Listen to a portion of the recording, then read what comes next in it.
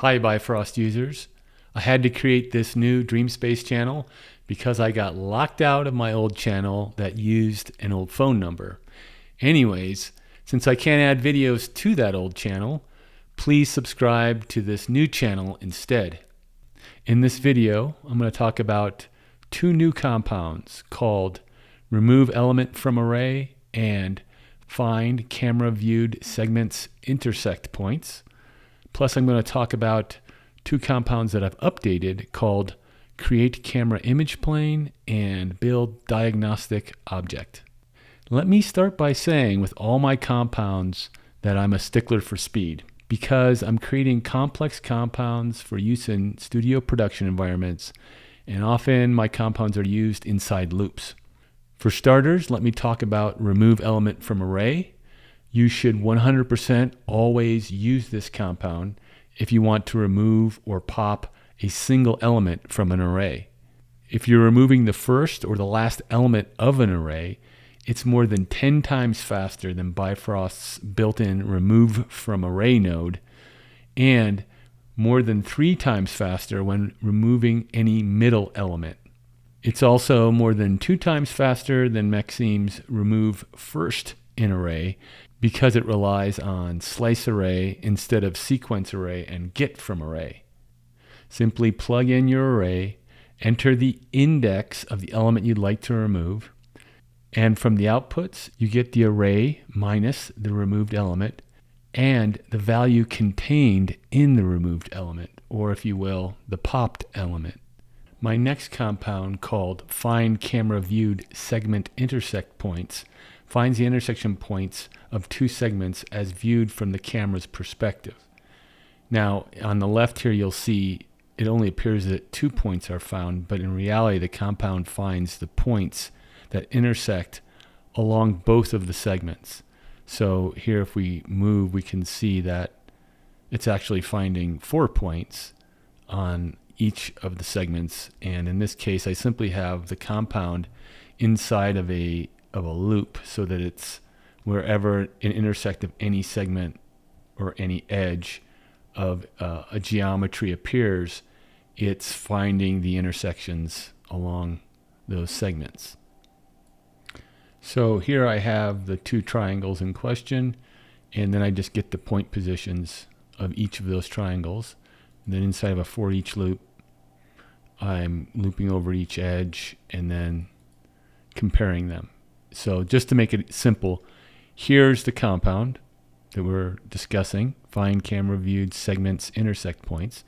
So you pipe in the camera position, and here's the first endpoint of the first segment, and here's the second endpoint of the first segment, and then here's the second segment, first endpoint, second segment, second endpoint. And then it outputs the intersection point for each of the segments. And found is true if an intersection was found on both of the segments. This compound is also very fast and it's very accurate since it implicitly uses planes to help find the intersection points. To give you an idea for the accuracy, in this case, I'm using the top edge of the camera's near clip plane as the segment 1. Segment 2 is on this distant triangle. You can see it here. It's very small because it's so far away. And as you know, the near clip plane is very close to the camera. So traditionally, this would create numerical instability because on the left side, I'm using my compound, the find segment intersect points. And then on this side, I'm using an inferior algorithm that uses back projection techniques. And as you can see, the numerical stability of the compound is really quite good.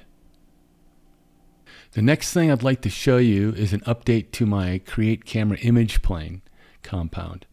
And what this compound does is it creates a simple quad object at the exact same location and the exact same size as the camera's near clip plane. It also gives you the ability to offset the height and the width of the newly created camera image plane relative to the size of the near clip plane. And it also lets you offset the camera image plane in the Z-axis as well. So you'll see here I'm going to push it away from the camera, and I can also increase its X and Y size. Now I can make this smaller here if I just type a number less than 1.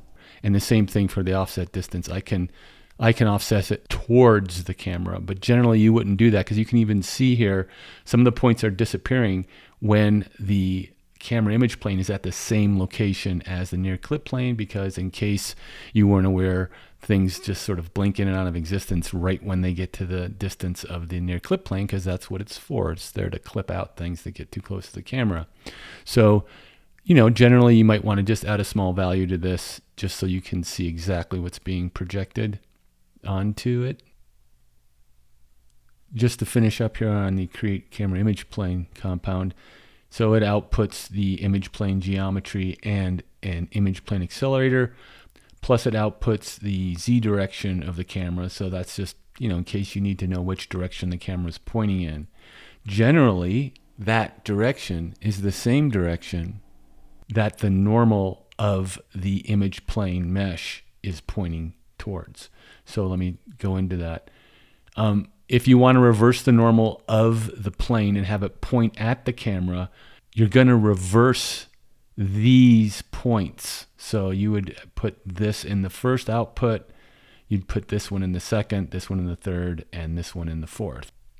And, this explains what I'm doing in here to keep things going quickly. I'm not using Bifrost's built-in create plane node. I want it to be fast. I want to position it exactly where I want it.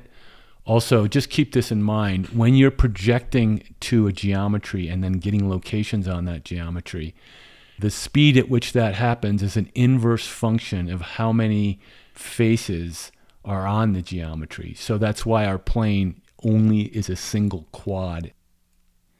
All right, so inside this compound, inside this graph that I will provide for you, you're going to be able to see how you can lerp, which is interpolate the points that are projected onto the camera image plane towards the actual torus itself. So if I back out, you can see there's the torus. You can see how it's at an angle here, and when it's projected onto the plane, of course it's flattened onto the plane.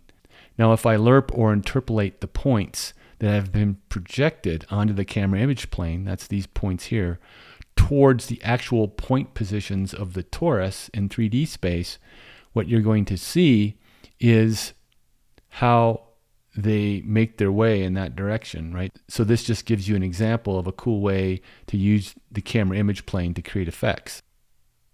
The next thing I want to talk about is my update to build diagnostic object. And let's just start from the top and work our way down.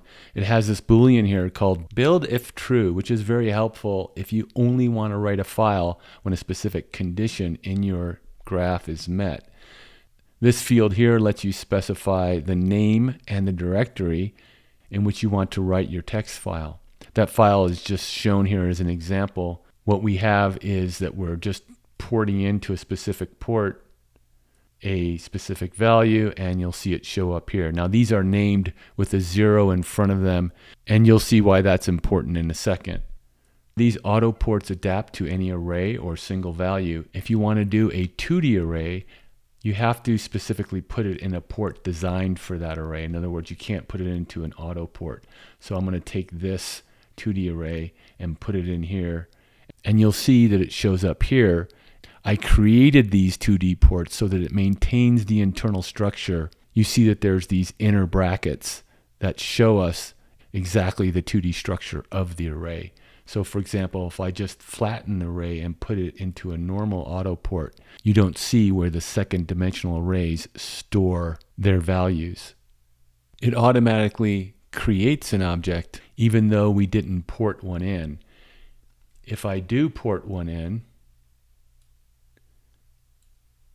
you'll see that it puts the standard object properties underneath my custom created properties. Of course, you see the typical point position and all of that.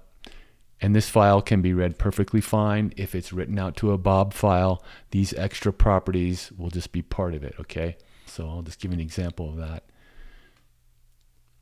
Here I'm just saying, I'm creating this new object, and I'm going to get a property out of it. I'm going to get the property I'm going to get out of it is my auto 01. So let's just put these point positions back into here and put them in auto 01 here.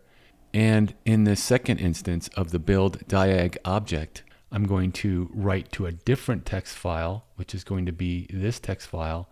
And you can see I just got the property 0 auto 01 from this object, and then I output it here. So that was build diag object. I use it all the time, and so can you. Just be sure when you're not writing files to uncheck this, and you should be good to go. Okay, you guys, thanks a lot for your attention on this, and let me know in the comments if you have any questions or feedback.